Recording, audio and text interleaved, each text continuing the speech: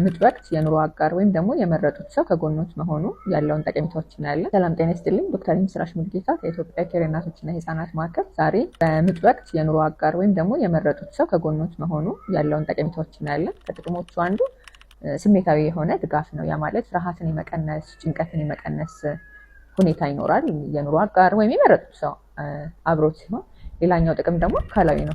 አብሮት ያለ ሰው ጀርባዎትን በማሸት ሊሆን ይችላል፣ ልጆችን በመያዝ እንቅስቃሴ እንዲያደርጉ በመርዳት ምጦትን መልካም ወይም ደግሞ ጥሩ ኤክስፔሪየንስ እንዲኖረው ያደርግሎታል። ሌላኛው ጥቅም ከምጥ ጋር የተያዘ ነው። የምጡን ጊዜ የማሳጠር ጥቅም፣ ወደ ኦፕራሲዮን የመግባት እድልን በተወሰነ መልኩ የመቀነስ ጥቅም እና ደግሞ ህመም ማስታገሻ የመፈለግ እድልን ይቀንሳል። እንደ ጠቅላላው ጥሩ የሆነ የምጥ ኤክስፔሪየንስ እንዲኖረው ይረዳል ማለት ነው። ስለዚህ አብሮት የመረጡት የኑሮ አጋር ሊሆን ይችላል፣ እናት፣ አባት፣ እህት፣ ወንድም፣ ጓደኛ በምጥ ሰዓት አብሮት መሆኑ ጥሩ ጠቀሜታ አለው ማለት ነው። አመሰግናለሁ።